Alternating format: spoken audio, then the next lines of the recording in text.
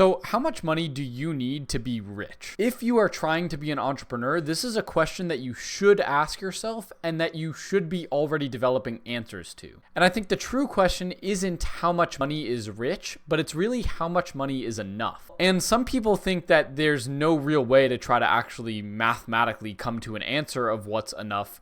I actually think there is. And I think I have a unique perspective on this because you guys know my channel. I'm not here to sell a lifestyle or a dream. And so I actually think there is a realistic number that most people can hit that is enough. And that's called your financial independence number. And I also think my perspective on this is unique because I have intook so much financial content.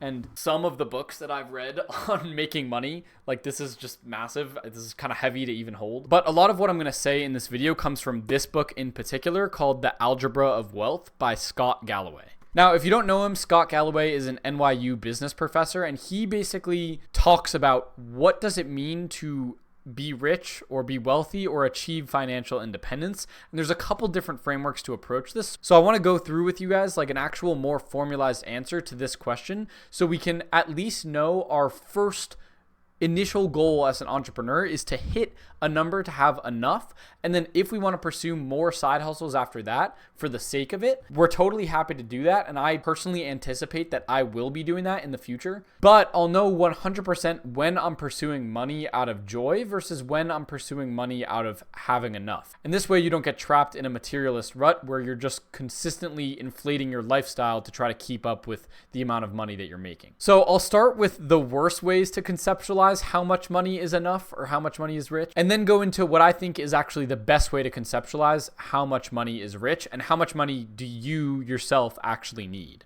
So for me, the worst way you could conceptualize how much money is enough is say, well, there's never enough money because I'll always need more because I'll always want to buy more stuff like more yachts, more cars, etc. And I'm obsessed with materialism, so no amount of money could ever satisfy me. And that's a bad take because it doesn't give a clear vision or goal of what you should do. And it also doesn't really take into account the realistic factors, which is a lot of the goal of getting money is to make work optional.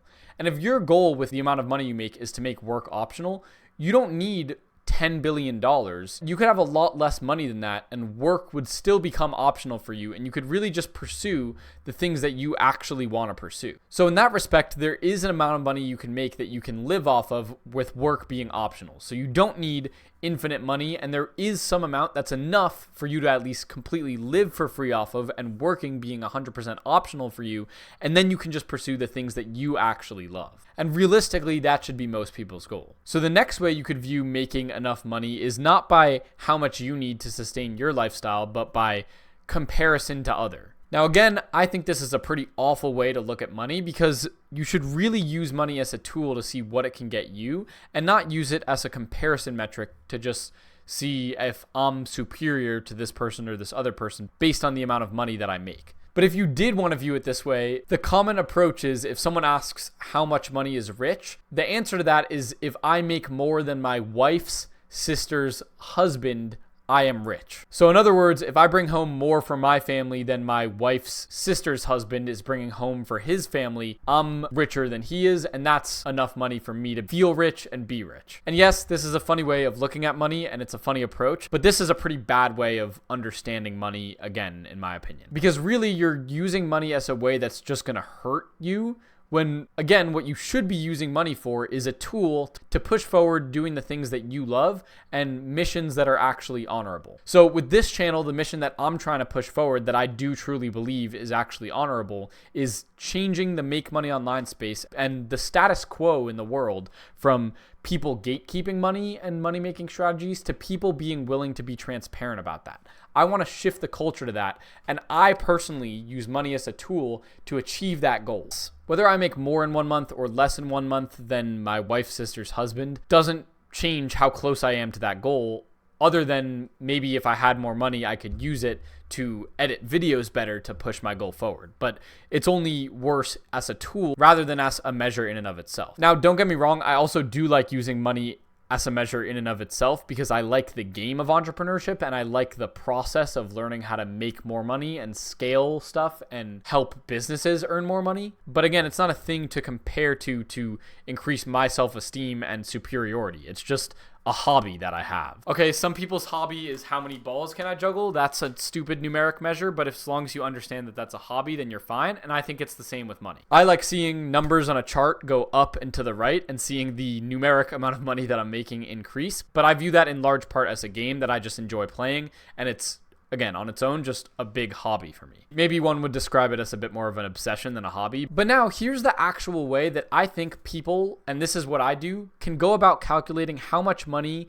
they need to be rich or how much money they need to have enough. And again, my core answer to this question is pretty much always the same, which is the amount of money that you need to make is pretty much whatever number allows work to become a complete option for you. So what does that actually mean in practice? It means that the amount of money you make every single month without working needs to be more than how much you would spend every single month on your actual lifestyle. So now let's get to the drawing board and look at what this actually means. Essentially, you have two metrics that determine whether you are rich or whether you have enough money or not. These two metrics are how much passive income do you make and what is your burn rate. Okay, and then the magic to this equation is literally just a greater than sign. If your passive income is greater than your burn, then work is optional for you. And in case you don't understand why, it should be pretty obvious, but it basically means that, let's say every single month that you're alive, you spend $5,000 per month, but you're making $6,000 per month passively. This means that even if you stopped working, all of your life expenses would be 100% paid for, and you would still have money left over. So you can decide to stop working at any point. Now, the first question is, how do we calculate our burn rate? And then the second question is, how do we make passive income, and how much money do we actually need in total for our passive income to out-earn our burn? And I'm going to answer these questions right now. So your burn rate will be calculated by looking at your actual lifestyle and seeing how much money you spend and how much money you anticipate to spend every single month or ultimately every single year. And obviously, this is going to depend on a lot of factors. For my viewers, a lot of you guys don't even live in the United States, so your burn rate is probably going to be significantly lower than someone who lives in the US.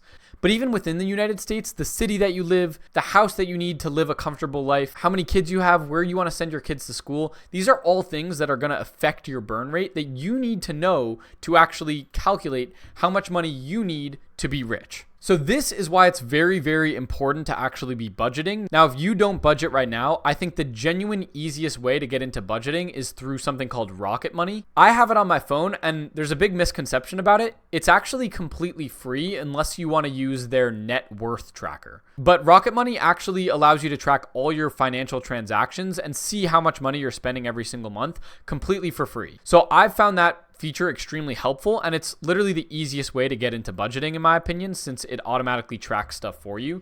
But you can use this to track how much money you spend every month. But let me go through what like an average person's burn might look like. So if you live in like a not super popular, not super dense city, you might be spending $1,500 a month on rent. You might spend another $1,000 a month on food. You're probably looking at $300 per month in transportation. You're probably looking at $500 per month in healthcare. And then you might want to budget for doing fun stuff that you actually enjoy, buying new clothes, subscriptions, all of that sort of personal stuff that you just want. Let's say that that's another $1,000 per month on fun. Okay, this is just a sample budget. Again, I'm not going crazy right here, but all of this together right here equals $4,300 per month burn. Or if we multiply that by 12, we get $51,000 per year in burn. Let's just say there's a couple other expenses. So $55,000 per year burn. Okay.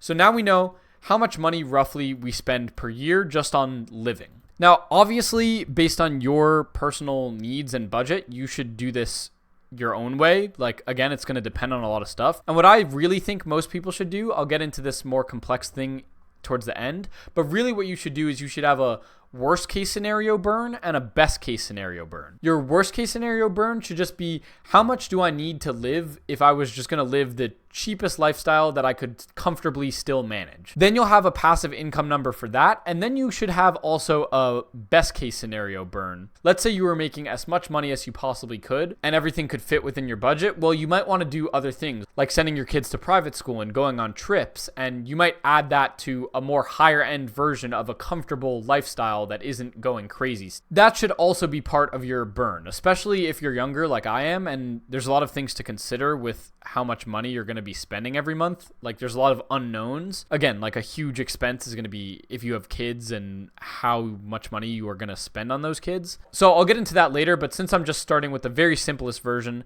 this is, let's say, your sample burn rate. Okay, now you know how much passive income you have to make. So you need to make more than $55,000 per year in passive income in order for you to be rich. Because once you earn that much money, work has become optional for you and you can just pursue a life doing things that you love rather than doing things to make money. So how do you make passive income? Well, I like to go about it in more unique creative strategies because I think that you can get to your passive income rate a lot faster this way. And so one of my methods, for example, is to refer people to affiliate tools. So repurpose.io is one example of this. I've referred a ton of people to repurpose.io and I feel so good about doing it because I use repurpose.io every single day. And basically this software auto reposts your content from one platform to all other social media platforms. So every time I refer someone to this platform, I actually make commission based on how much they pay. And I make that commission indefinitely as long as the person doesn't cancel. And we all know there's always some percentage of people that forget to cancel their subscriptions. So that means I'll be making money every single month in passive income from just this source. Right now, my passive income from this is already at $1,300 per month. And I think the other way you can do it much quicker than the standard method is by growing businesses that can operate without your presence. If you can build a business, start hiring people to replace the roles that you're doing, and ultimately have the business work by itself by setting up the right systems, you're going to be making passive income. And if you're skilled, you can scale that up a lot faster than, again, the standard way of receiving passive income. So you can use those methods to try to decrease your burn. Again, even just from my repurpose.io affiliate link, if I make $1,300 a month for the entire year, I'm going to make $15,000, which means I'm already like 1/4 of the way of being rich because my passive income would out earn my burn if I just earned 4 times this number right here. So I highly recommend actively pursuing things that can make you passive income. But the main way that people do this is through stocks. So let's say you did want to make that $55,000 per year in passive income purely from owning stocks. The question is, how much money in stocks would you actually need to own for you to make $55,000 per year passively? Now, there's a lot of ways you can get paid for just owning a stock. Like, for example, your stock can go up in value and then you can sell it, or you can even earn dividends from some stock, which means that companies will literally just pay you money or pay you a share of their profit just in exchange for you having bought the stock from them in the first place. And usually this dividend is around 1 to 3% of the total price that you spent on the stock. So if you spent $100 to buy that stock, they would pay you back 2% or $2 of that $100 just for owning that stock. That's on top of how much the stock goes up in value. But essentially, there's a rule in investing called the 4% rule, and this is probably the most common rule of thumb that lets you know that's normally used for retirement. Basically means if you draw 4% of your savings every year, you should pretty much guaranteed have enough money to last at least 30 years. Now, if you're a little bit younger, you probably want something closer to 3% to be a little on the safer side, right? If I'm 20 years old right now and I want to hit my financial independence number today, I probably need a little more than what 4% would be because I don't want to just last 30 years. That'll only get me to age 50. I want to last more than 30 years. So my number would probably be closer to 3%. But essentially, this $55,000 per year needs to be 3 to 4% of the total money that you have in your stock portfolio to make all of this money completely passive. So all we have to do to find that number is we take how much money we need per year. So let's say for me, it's $55,000. And then we divide by 0.03 or divide by 3%. Again, for me, I'm doing 3%. If you're older, then 4% makes more sense. But once you do that division, that's how much money I need to be rich with this lifestyle. That is $1,833,333. So that's how much money this person would need to be rich if this is their actual lifestyle. They would need 1.8 million in stocks, which means they'd be able to passively pull out $55,000 per year, and that would be completely passive. They'd get that money whether they worked or not, and that would out earn however much money they're spending every single year. Now, again, what I think is a better way to do this is to do estimates based on your top end and low end lifestyle. So if we were to do this again, let's say I wanted to live a low end lifestyle, and I knew for a fact if I wanted to, I could still live comfortably on just $3,000 per month. It wouldn't be my ideal thing, but I know I could do it. That would be $36,000 per year. And then let's compare this to what I would consider to be a more high-end lifestyle, where I might be spending close to $15,000 per month. This would be a scenario where I probably have multiple kids and I'm putting them through school. I want to take family vacations. I'm living in a dense urban city, and my spend is closer to $15,000 per month. The math is going to be a lot different here. So if I spend $15,000 a month, I'm going to need $180,000 spent per year. That's kind of a lot of money. But if I wanted to fund a lifestyle of $36,000 per year passively through stocks, withdrawing 3% per year, I would need $1.2 million in stocks. So this would need $1.2 million. If I want to do $180,000 per year, I already know this is going to be a lot higher. But with the 3% rule, I would basically need $6 million in stocks. So this right here gives me my first number, which I think is the bare bones minimum number that anyone should shoot for, which is basically making sure that their lowest end lifestyle could be supported completely with passive income. That's really enough where if you really wanted to, work would be 100% optional for you. Yes, you might not have access to the best, craziest stuff in the world, but again, the fact that you don't have to work ever again and you could just live off of what would be a low-end lifestyle is really awesome, because this means that once you hit this number right here, once you have 1.2 million in stocks, you can just stop working. And really, if you really want to, you can just pursue what you love.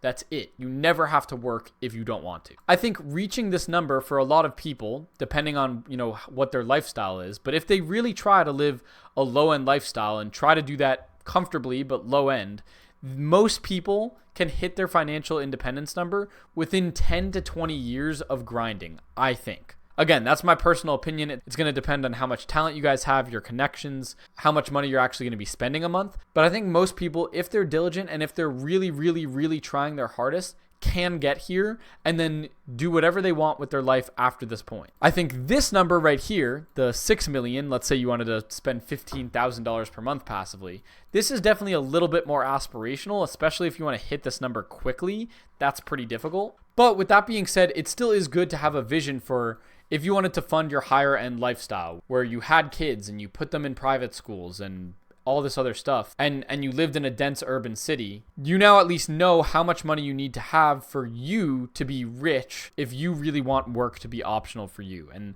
again, I really think that's one of the biggest tools that money can offer people is making work optional. That's the number when you hit financial independence and you are rich on your own terms, because this number is always going to be dependent on how much money you want to spend per month. So yeah, that is essentially what I would consider a non-guru's guide to how much money is rich and how much money you actually need to have enough. I know this wasn't like a normal video, like I wasn't giving actual tips on how to make money really. And obviously I have a lot more videos on that coming out soon, but I wanted to show you guys what I think is like a realistic number, because I see a lot of entrepreneurs that just pursue making money and they just know I want to be rich, but they don't know how much money that actually is or why they even want to get rich. And understanding money through this lens and how much money you actually need to be rich through the lens of actually choosing that on your own terms gives you an actual number that you can target to try to hit where you can make work optional for you. And I think that should be a realistic goal when it comes to money for most people. Anyways, I hope you found this helpful. Thank you guys all so much for watching. So this is my full transparent opinion. I might go through 1 month and actually show you what my financial independence number or my actual number for being rich is with my current lifestyle. But the thing is, my parents are supporting me, so a lot of my living expenses are in fact paid for by them, which is extremely gracious and really makes this feel a little weird to do, because currently all of my monthly expenses, I personally don't actually have any monthly expenses really that I have to pay to survive, because my parents pay that for me. So thank you, Mom and Dad. But yeah, my mission is full transparency, so I'm really curious to see how you guys implement this. And if you want to support that mission of full transparency, you can subscribe. And I urge you to just try for a short amount of time being transparent with how much money you make and see how it actually affects everything. That's the best way to support my mission. Thank you guys all so much for watching. I'll catch you all in the next video, and peace.